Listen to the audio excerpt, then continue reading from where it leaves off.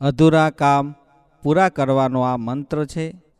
જે તમે બાકી રહેલા કામ હોય, તમારા અધૂરા કામ હોય, તમારી મનોકામના અધૂરી રહી ગઈ હોય, કોઈ ઈચ્છાઓ હોય, કોઈ ધંધાનો હોય, કોઈ વેપારનો હોય, કોઈ તમારું શૈક્ષણિક કામ હોય, કોઈ તમારું ઘરનું હોય, ગમે તે કોઈ દેવનું હોય, ગમે તે તમારા ઘર પરિવારનું હોય, જે કામ અધૂરું હોય એને પૂરું કરવા માટેનો આ મંત્ર છે।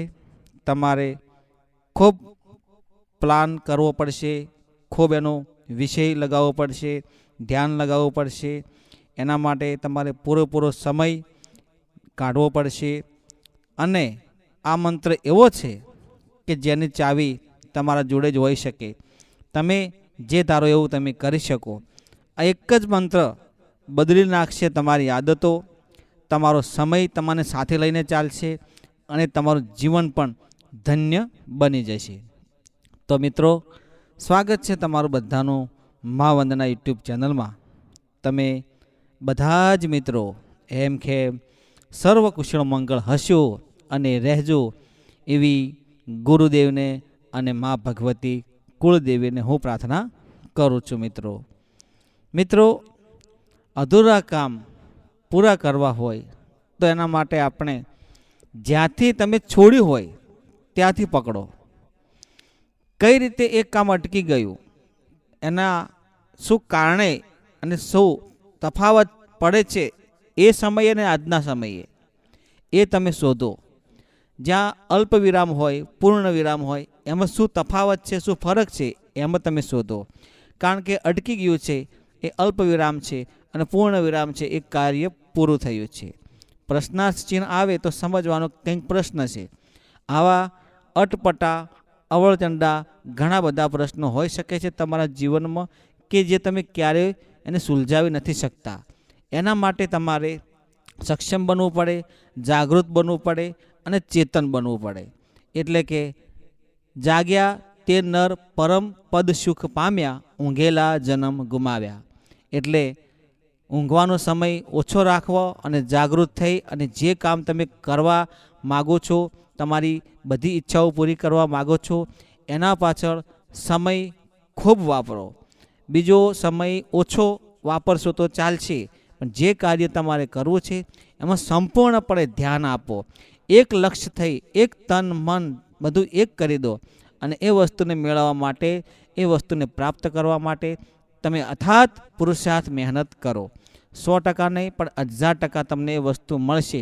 આજે નહીં તો કાલે, પણ કરેલું કર્મ ક્યારે વ્યર્થ જતું નથી।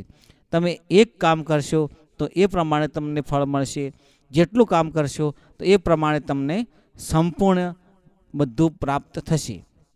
આ રીતે તમે કોઈ પણ કાર્યમાં તન મન ધન તમારું તમામ સમય એ લક્ષ્યમાં, એક કાર્યમાં તમે વાપરશો તો એ તમારી મનોકામના હશે, તમારા અધૂરા કામ હશે, તમારી ઈચ્છાઓ હશે, તમારી માગણીઓ હશે, બધું એ પૂરું થઈ જશે।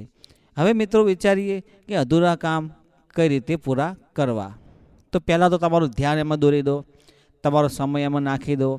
તમારા જીવનમાં જે જે કામ હોય એ કામ જ્યાં અટકાયેલા છે ત્યાંથી એને શરૂઆત કરો, પહેલેથી નહીં, ત્યાંથી જ એને એ રીતે શરૂઆત કરો કે પ્રથમ તમે ભૂલ્યા ભલે ભૂલ્યા, ભાન ભૂલ્યા તો ભલે ભૂલ્યા, પણ હવેથી તમે જાગૃત બની જાઓ।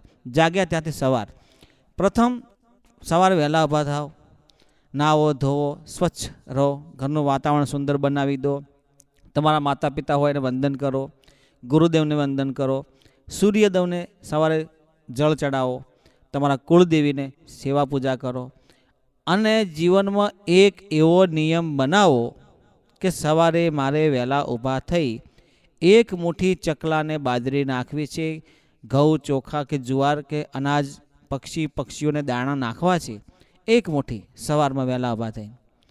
અથવા તમે એવું કંઈક વિચારો, સંકલ્પ કરો કે મારે કંઈક ગરીબને જમાડવા છે, કોઈને મદદ કરવી છે, કોઈને કોઈ ધર્મનું નાનું મોટું કામ તમે એક સંકલ્પ જીવનમાં કરો। ધર્મના કાર્યમાં ગાયો માટે, કુંવાસીઓ માટે, દેશ માટે પણ તમે સંકલ્પ કરી શકો છો। જન કલ્યાણ માટે પણ કોઈનું સારું ભલું થાય એવો પણ તમે સંકલ્પ કરી શકો છો।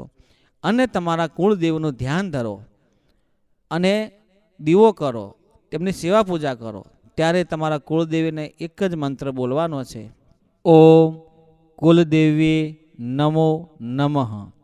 તમારા કુળદેવીનો તમારે મંત્ર બોલવાનો છે. જેટલા ભાવથી માને મંત્ર બોલશો એ પ્રમાણે માં તમારી પ્રાર્થના સ્વીકાર કરશે. ભાવ, ભક્તિ, હૃદયમાં પવિત્રતા, સત્યતા, નીતિ, ધર્મ, દયા, જે ભાવ તમારા મનમાં હશે એ ભાવથી મંત્ર બોલજો અને કુળદેવી તમને 100% ને પણ 1000% તમને સચોટ માર્ગ બતાવશે, સારા સંકેતો આપશે. અને વારંવાર કોટી કોટી નમન કરી અને મા જોડે કંઈક એવી સારી જન કલ્યાણ માટે પ્રાર્થના કરજો કે જેથી તમારા બંધ દરવાજા ખુલી જાય, અધૂરા કામ પૂરા થઈ જાય એવી હું આશા રાખું છું. મિત્રો, આ વિડીયો તમે કયા ગામ, તાલુકા, જિલ્લા, શહેરમાંથી જોવો છો એ કોમેન્ટ બોક્સમાં જરૂર જણાવજો. જય ગુરુદેવ, જય માતાજી.